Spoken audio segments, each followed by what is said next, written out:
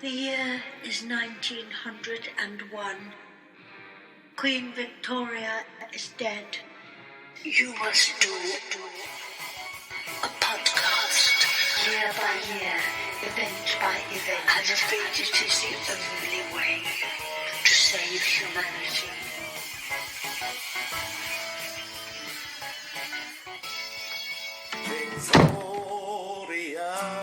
Victoria, Victoria. You know that one? I am aware of the tune, but I haven't heard the cover version. Thank you. Nice. It's Kinks, and it was covered. That's it, yeah. I was trying to think, who is that? It's the Kinks, of course. Covered by The Fool. Time trippers, are you receiving? Hello? Time trippers, hello. I can hear you, yeah. Yeah, I was just digesting that musical extravaganza. Well, it is all about Queen Victoria. Because this is the first one in quite an ambitious series, really. Yeah. Let's see, how can I sum this up? Like, dissect a key event from each year of the 20th century? I think that's quite a good way to sum it up. Year by year, event by event, it is the only way to save humanity. I mean, there's going to be nothing of, like, great depth or substance here. But, Yeah. yeah, I would say more like the enthusiastic amateur. You are not taking your mission seriously. So, and yeah, we're having to get through all of the 20th century. It's quite an undertaking. How far do you think we'll get before Mr. Putin launches his nukes? Well, we could do a bonus episode if that happens, and link it back. Link it back to one of our years. True. Well, I mean, the very first event, death of Queen Victoria. Yeah, it represented the end of an era. The Queen Victoria had made very rare public appearances anyway up to her, after the death of her husband Prince Albert decades prior in 1861. So by the time after she had died, her son King Edward VII, having waited for years to get the job, a little similarly to a current king I could name, he had a big clear out of all of Queen Victoria's stuff. Like her palaces were like mausoleums basically, so he redecorated them all, similarly to what the current king is doing. That's fair enough. I mean, you don't really want to have your mother's style. Clear it out, have a refresh. Yeah, it was all that sort of those, you know, the layers of black and all of that stuff. A lot of women really emulated that fashion. Yeah. So she was a sort of a fashion setter in a way, a trend setter for mourning. Yeah, absolutely. And they sort of obviously remodelled the royal family after the excesses of the Georgian era, to present to the public the image of a kind of normal, in inverted commas, middle class family. So they deliberately set trends and sent out pictures early on of Albert, Vicky and the kids having a good old time of it. And she was pretty popular. By the end of her reign, though, after she's had her 9 kids and they've each had many kids, and the whole thing is kind of leaning on the public purse, you start to get sort of satirical cartoons of Queen Victoria as the old woman who lived in the shoe, with all of her kind of descendants leeching off the public purse. Well, she had an awful lot of children. 9. I assume that wasn't terrifically uncommon for the time, because families were much bigger then, but obviously the taxpayer wasn't supporting the average family, so you can certainly see why it would irk various members of the population. Much like it does now, you've got the same thing happening. People are still debating, like, should we support all the extended royal family, all the hangers-on? Yeah, totally, and change of monarch comes with a sort of slimming down of what came before, and asserting one's power over the household. But yeah, regardless, people were pretty upset when Queen Victoria passed away, because she'd just simply been around so long. And I suppose people were, particularly in Britain, they were very proud of her. They saw her as the sort of the person who made the British Empire what it was. Like it had grown to the preeminent power in the world under her supervision. So even though she didn't do too much to drive the sort of the land grabbing aspects of the British Empire, she was still the touchstone for it. Yes, and received many gifts of loot, which still hang around today. I love gold. I think the Queen or I'm sure they do. Yeah, I imagine she received some great gifts over her life. Like, God, yeah. Anything you can imagine, really, except for a computer. What an idiot. What an idiot. well, Only joke. She'd have to stay around a little bit longer to see computers. In a way, she want to- invented the computer, some say. No, she didn't really. At all. Have you Did seen she invent anything other than, of course, the trend for black fashion? I mean, I don't know. With all her You mean like black? free time as a queen, maybe she invented something. Maybe she didn't invent anything, but I'm absolutely certain she commissioned. I mean, I suppose they did kind of, like Prince Albert especially picked out kind of talented guys to help in stuff like the stuff that led to the Great Exhibition. Queen Victoria and Prince Albert, it's almost spun nowadays as a great love story. The great love story which sort of covers up some of the more interesting aspects, I think, like the way, Prince Albert was sort of raised to be like the saviour of European constitutional monarchy in an era where they were really threatened, obviously, by revolution. I see. Did you know that it was Queen Victoria that proposed to him? Is that a queen thing, if you're the queen? Yeah, if you're the queen, it's tradition that you are the one who pops the question. There were definitely lots of frustrations there. A lot of sort of like men, in an era where women play total second fiddle to men. It's really interesting to have the sort of legal aberration of her also being sovereign. He definitely did well out of it. He's marrying the Queen of England. Even though he is royalty there, he's propelling himself up the ranks very well. Maybe exercising a lot of power behind the throne. It was a real struggle for him at first. He was really unpopular, not just with the public, but, with all the elites. English was very much his second language. He, didn't get on with a lot of the elites to start with, at least. In fact, pretty much until he died. A lot of Parliament loved to humiliate him and kind of cut his allowance or deny him the title of Prince Consort until quite late on. Right, yeah, I see. So Victoria, she was also in a way protecting him a little bit and promoting him, saying, "Don't mess with my man." Repeats itself. History repeats itself. Repeats itself. History repeats itself. First as a tragedy, then as a farce. Repeats itself. I like the assassination attempts. They're fascinating because it's quite rare that a monarch has such survivability. It's almost like she's bulletproof. Admittedly, a lot of the assassins weren't particularly great. They were pretty, I guess, spontaneous attempts, or people who actually really had no desire to kill her. They just wanted to sort of get into the public consciousness. So they pointed unloaded guns at her, or there was one, I think, who loaded his gun full of tobacco. Exactly, kind of a bit of a ragbag of people with really untreated mental health problems and all the similar psychological profiles, I think, to all the people to this day who take a pot shot at whoever or kill an MP or whatever. There's always there might be a political angle. I think the first so-called attempted assassin on Victoria, Edward Oxford, when he was a real fantasist, and I think he invented this sort of secret kind of Illuminati type society called Young England that he was a member of.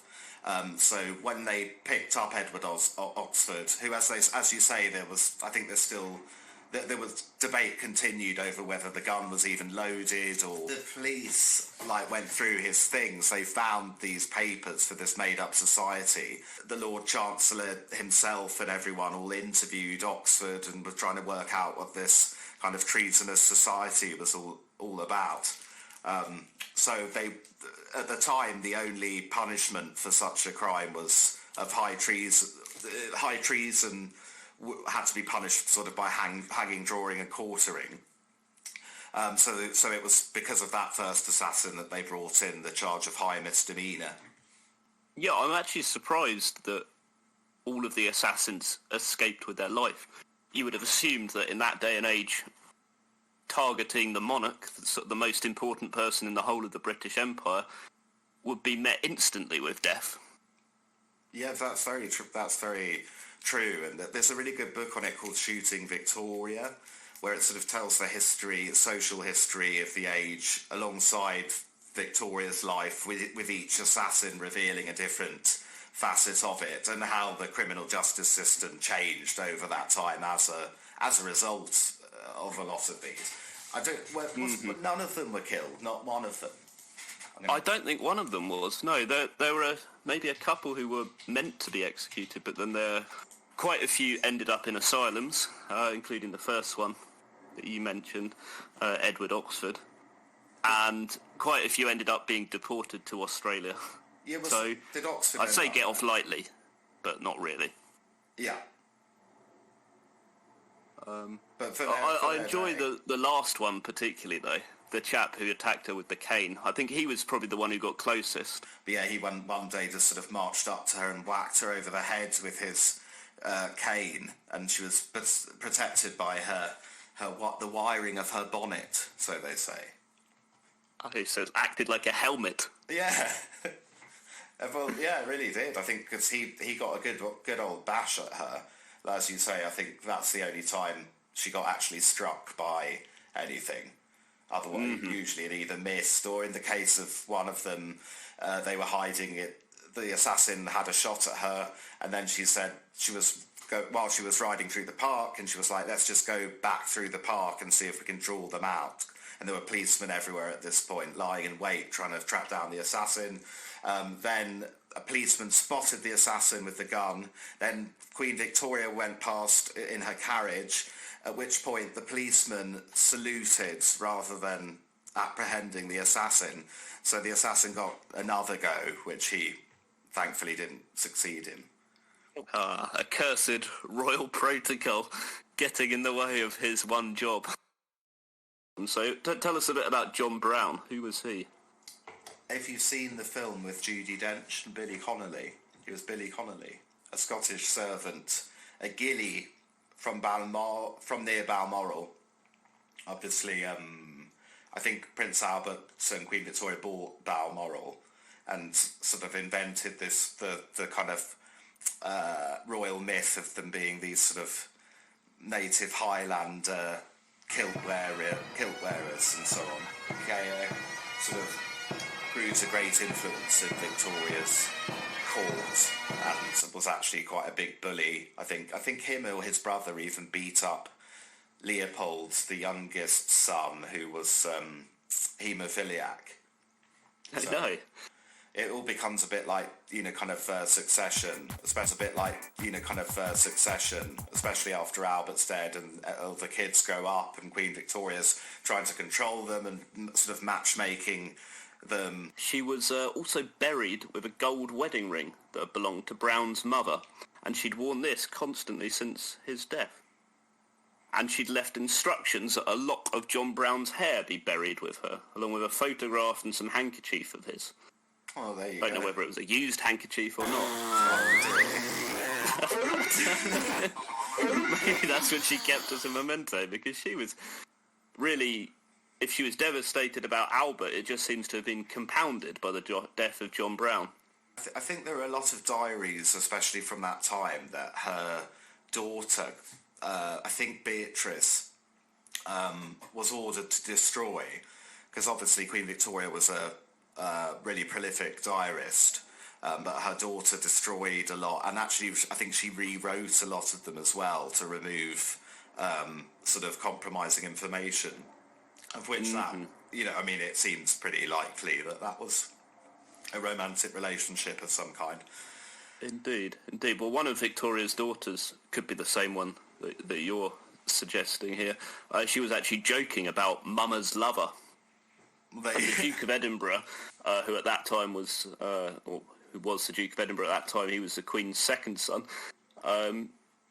He'd actually even been evicted from Buckingham Palace because he'd refused to shake John Brown's hand. So it does seem that she seemed to almost prefer John Brown over some of her children. And also the hierarchy of that. If you're like a prince and suddenly you're the Queen is kind of elevating a servant over you, that's going to cause issues. But yeah, he does. It does seem like a real. He does seem like quite a horrible man in a way that Billy Connolly, does not portray. Because it wouldn't be as nice a film if he was just a horrible bully who beat everyone up.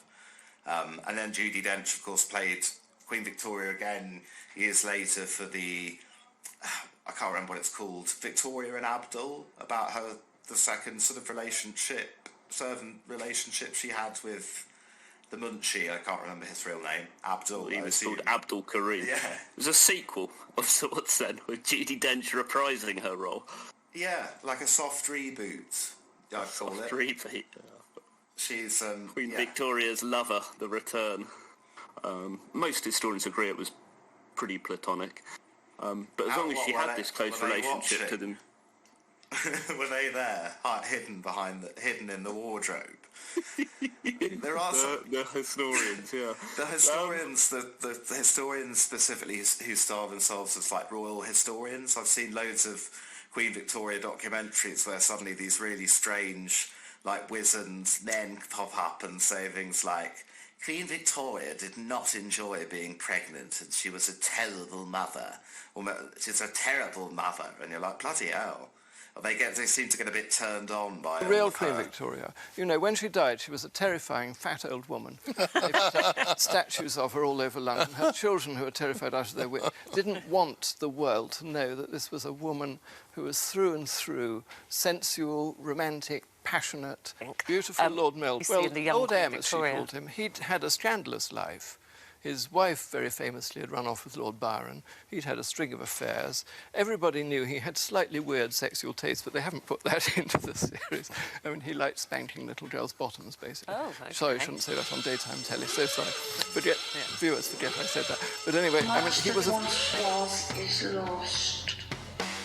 We are time tripping, for I can see what is to come. We are time tripping. Much that once was is lost. Go back, learn the lessons. It is the only way to avoid catastrophe.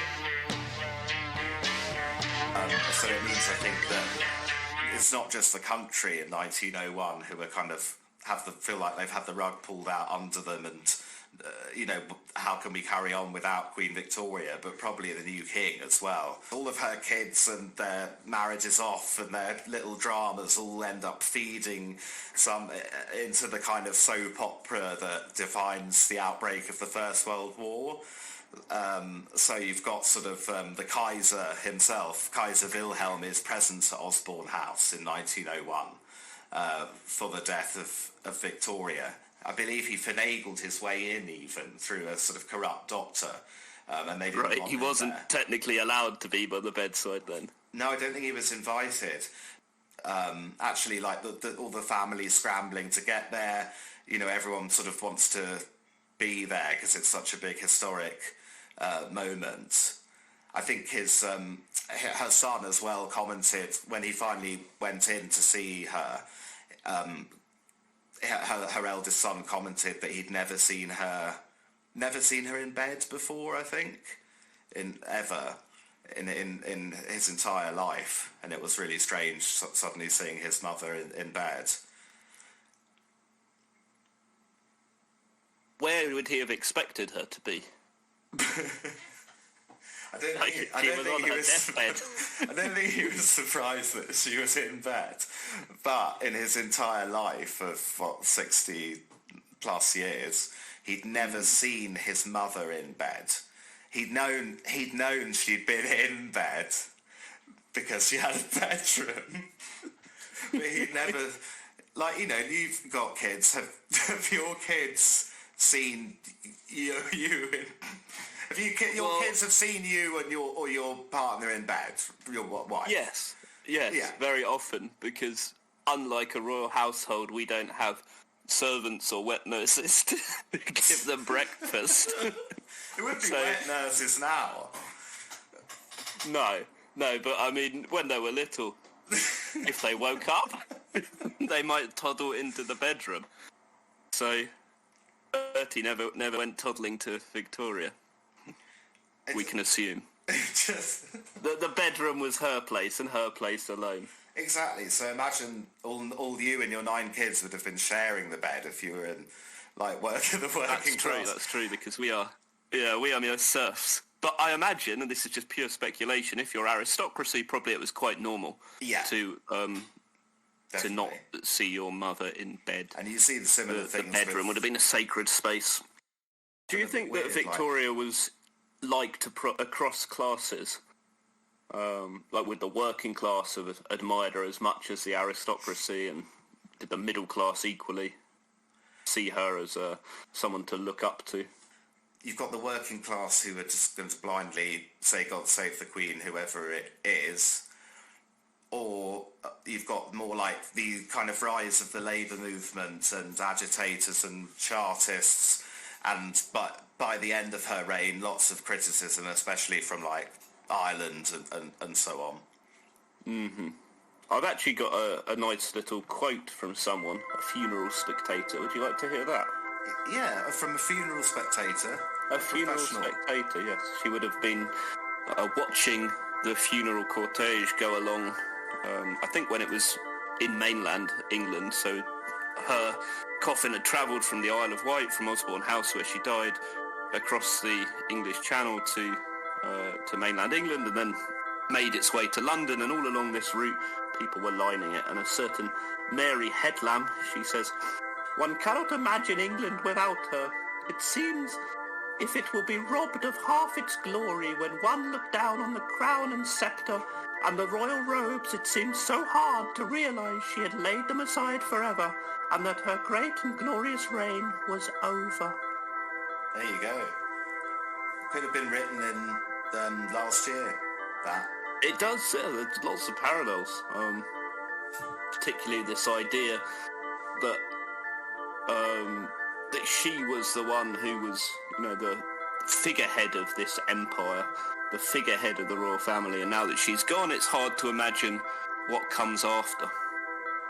Exactly, and people are a bit worried about the ascension of her son. He's been involved in a lot of scandals, cheating. I think maybe the first British royal to be called on as a witness in court. Not quite sure, but something like that. He was a naughty boy. Edward the Caresser, one of his nicknames. The Caresser. But he did go on to become quite a popular king. He helped restore diplomatic relations with France and sort of set up, diplomatically speaking, the bones of the Entente Cordiale. Although, you know, you read these royal biographies and you do wonder sometimes if what they did is overstated when actually it's kind of what the government made them do. But it seems like, you know, they had the contacts, they had cousins in every... cousins all over Europe, so he did try and put that to good use.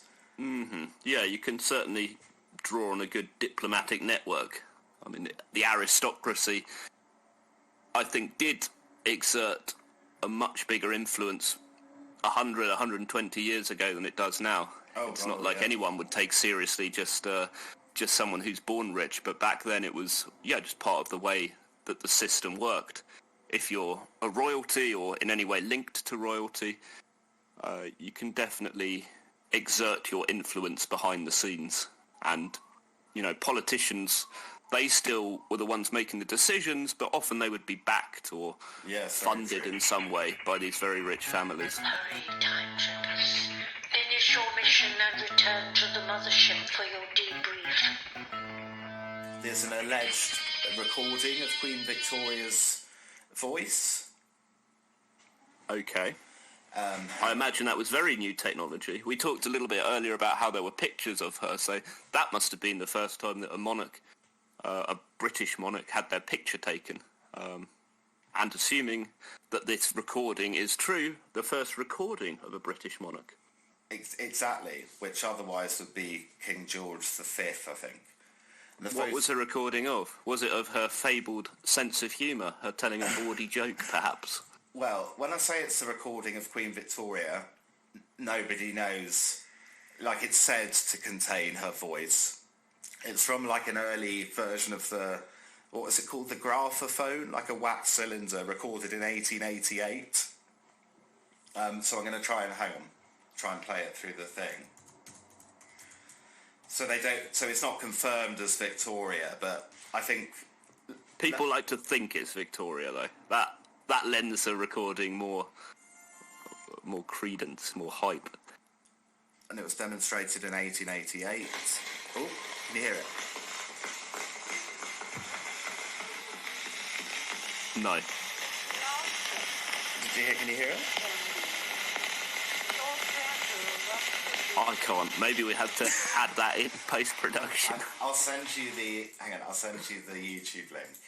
Okay. I mean, it is really hard to hear, regardless. Hang on. There we go.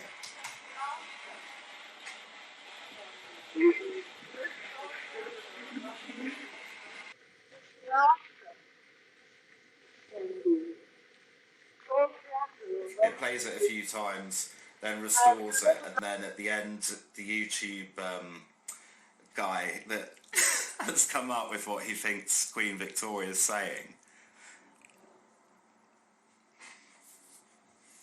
It's very crackly. Yeah. If you listen carefully, I think I make her out. Then this YouTube poster says, "Is Her Majesty saying, Britain's restless for their Queen to speak? Let me answer, if can be, towards the end, to a wonderful gift to me I have never forgotten." It is quite something, yes. If it is indeed Victoria, an interesting little historical document there. It just reminds me of when we were at school and we'd be meant to translate in a language we had no capability of doing, and you just grab whatever you can. Let me answer, if can be, towards the end, to a wonderful gift to me I have never forgotten. It's interesting syntax, certainly. I wonder if this could count as one of her inventions. It's definitely someone's invention, as in a lie. I think I did read somewhere else that actually they slowed down that recording and it's a male voice, and probably the guy who made the phonograph. So there you go. So it's like an early deep fake of Queen Victoria. Maybe. Here's an interesting fact that I dug up. Yeah. Did you know that she was one of the first notable people, one of the first, not necessarily the first, but she was one of the first notable people to test out chloroform. And her physician, a certain John Snow, had given her the drug to numb the pain of her youngest son when she was giving birth. And she declared that the drug was soothing, quieting, and delightful beyond measure. Blimey. She was really anti-smoking, so to find her pro-chloroform makes you think, what a hypocrite. Why would she say anti-smoking? I thought everyone smoked back in those days. Yeah, I think they did, so again, she was ahead of her time a bit, but she really hated it. I don't know, probably the smell and all the obvious things, really. But her son smoked cigars like a chimney. So she was not amused by this then? No. She might even have said, "We are not amused." Okay. Was she amused by anything? Well, people love going over the amused, don't they? So we are not amused, and people say, well, actually, she was amused frequently. And it's like, yeah, she was amused by some things and clearly did have fun sometimes, but I think, broadly speaking, we are not amused works better as a sort of generalisation, because she was enough of a killjoy about enough things that you can't just say, oh, but she liked going and watching plays or whatever. It's like, no. She was not amused. That's my side of the debate. Well, she certainly wasn't amused at this famous phrase.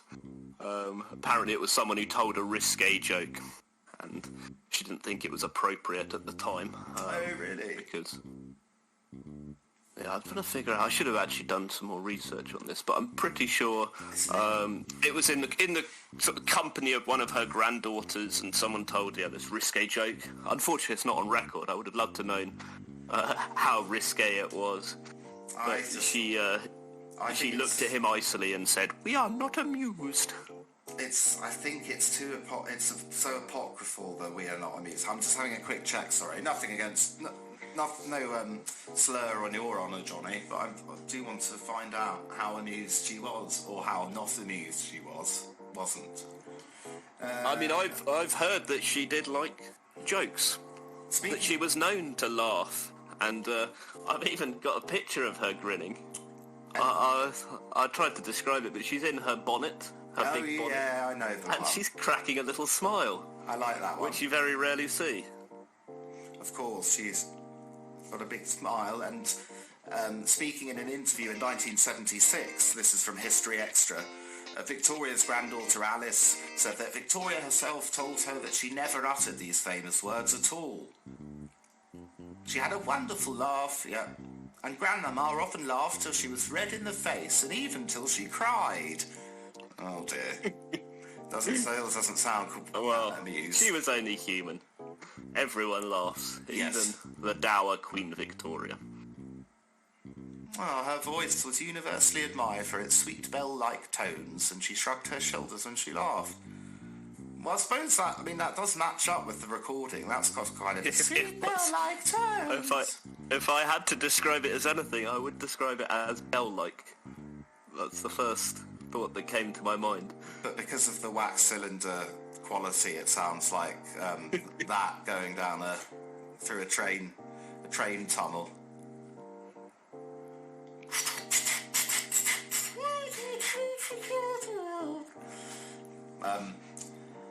Yeah, bloody Queen Victoria, eh? What will we do without her? What will the world come to now that she's no longer in it? No longer the Victorian age, entering into a completely new world. I've got because obviously coverage was firmly. I mean, actually, I say that today as though today the death of a monarch would receive critical news coverage, because it doesn't really. But there's more things floating about online. You didn't have online back in those days. This was before Queen Victoria invented the computer, you see. Mm-hmm. And the internet. Yeah, exactly. So I've been going through the British newspaper archive, and looking for basically people shitting on Queen Victoria and kind of hating on her, just for a bit of balance. And there's a really good little poem from the Irish press. Go on then. I'm just going to bring that up now. The Donegal Independent, Friday the 15th of February 1901. I'm going to read you a few verses if you don't mind. Mm-hmm. A dirge for Victoria. A wail from Britannia across the wild wave conveys the sad news to our shore. The angel of death, a rich victim, has claimed Victoria the Great is no more. And nobles and bishops stand round the grand bier in all the rich trappings of woe. Death's emblems bedizened with diamonds and gold, the grief of an empire to show. and fulsome laudations from pulpit and press proclaim to the grief-stricken land that heaven itself is scarce fit to receive a soul so majestic and grand. What bodes her sad end and departure to us, sweet sons of the wide scattered gale? Poor woman, she's gone, and what profits it now, her glory and fame to assail? We bear with our loss as we bore with her reign in sad tribulation for years, though satraps may snivel and sycophants whine and shed hypocritical tears. There we go, I'll leave it there because it goes on a bit. Goodness. Well, the author certainly wasn't her biggest fan.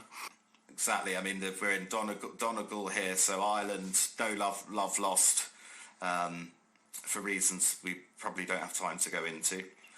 No, I imagine, indeed, for every subject of the empire who was mourning the loss of the Queen, the touchstone to Britannia, there were probably 5 or 6 who were actually quite happy to see the back of her. I just got taken by surprise of that bonnet, the picture of Queen Victoria smiling in the bonnet. Oh, you've just had a look, have you? Bloody hell. You can see why. You can see how the bonnet would have acted as a helmet, though, against the assassin's cane. Yeah, it looks very well cushioned, actually. Imperial euphoria, death of Queen Victoria. Not all people mourning her, not for sure the conqueror. Scorcher tactics, not the fight. Concentrated camps tonight. There go Ormond, Wilbur, Wright, escaping on the first flight. Big Kill, Devil Hill, meddling with the Churchill. Kinds of mourning by the bed. Later on an army led.